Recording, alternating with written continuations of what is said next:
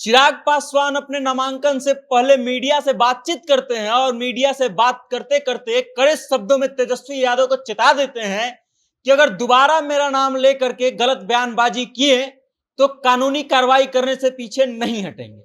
पूरी खबर क्या है और किस मुद्दे को लेकर के तेजस्वी यादव को चिराग पासवान ने चेताया, हम आपको बताएंगे। लेकिन उससे पहले नमस्कार, मेरा नाम वेद प्रकाश है और कैमरे के पीछे विशाल है। आइए अब हम आपको लेके चलते हैं उस खबर पे जिसमें चिराग पासवान ने तेजस्वी यादव को चेता दिया। चिराग पासवान ने मीडिया से बातचीत करते हुए तेजस्वी यादव के लिए साफ साफ शब्दों में कह दिया कि आरक्षण को लेकर के मेरे खिलाफ अगर बयानबाजी बंद नहीं करेंगे तो तेजस्वी यादव के खिलाफ हम कानूनी कार्रवाई करने से पीछे नहीं हटेंगे।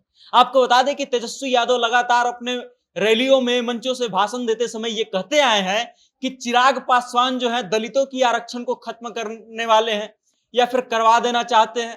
और इसी कारण से चिराग पासवान ने तेजस्वी यादव के लिए ऐसा कड़ा शब्द अपनाया। अब हम आते हैं कि आज हाजीपुर में चिराग पासवान ने अपना नामांकन करवाया और नामांकन रैली में बड़े बड़े लोग शामिल हुए। लेकिन उससे पहले जब वो पटनावास से अपने निकले नामांकन के लिए तो अपने घर में उन्होंने गणेश जी की पूजा की और पूजा करने के बाद अपने पिता के फोटो के पास गए। पिता के फोटो के पास जब वो गए तो पहले तो फूल चढ़ाया, प्रणाम किया और फिर भावुक होकर के बोले कि आज मैं बहुत अकेला महसूस कर रहा हूं। आज मुझे मेरे पापा की कमी सबसे ज्यादा खल रही है कि आज से पहले जब भी हम नामांकन के लिए जाते थे तो मेरे पापा मेरा हाथ पकड़ करके ले जाते थे और आज पहली बार है जब मैं नामांकन के लिए जा रहा हूं और मेरे पापा मेरे साथ नहीं है। उसके बाद अब आते हैं कि चिराग पासवान के नामांकन रैली में आता कौन कौन है।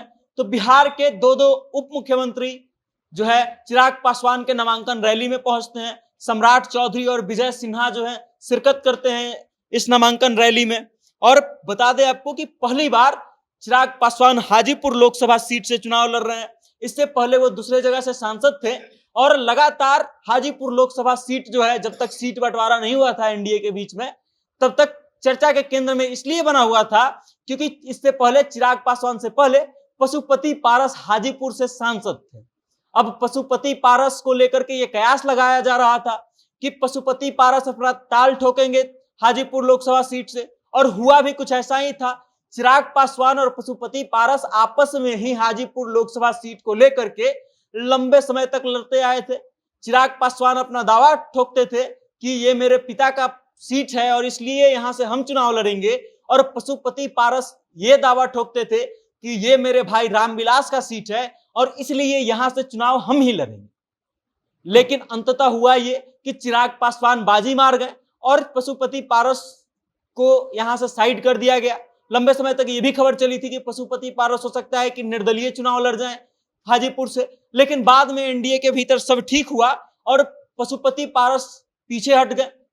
और अब जो है चिराग पासवान पहली बार हाजीपुर लोकसभा सीट से चुनाव लड़ रहे हैं। उसके बाद चिराग पासवान जो है नामांकन से पहले हाजीपुर की जनता से भावुक अपील भी करते हैं। वो कहते हैं कि ये मेरे पिता का पारंपरिक सीट रहा है और इसलिए इस क्षेत्र का विकास करना मेरी जिम्मेदारी है। मुझे लगता है कि मेरे पापा जिन कार्यों को अधूरा छोड़ करके गए हैं उन सभी कार्यों को पूरा करना मेरी जिम्मेदारी है, मेरा फर्ज है। और इस फर्ज को निभाने के लिए चिराग पासवान आज नामांकन किया अपना हाजीपुर लोकसभा क्षेत्र में से वो सांसद का पर्चा भरे और उसके बाद ये दावा ठोक दिए कि हम चुनाव जीत करके जब आएंगे तो अपने पिता के अधूरे कार्यों को पूरा करने का काम करेंगे। बाकी इस चीज को लेकर के आप क्या सोचते हैं? तेजस्वी यादव को लेकर के उनके दिए गए बयान को क्या सोचते हैं आप? बयान के बारे में क्या सोचते हैं?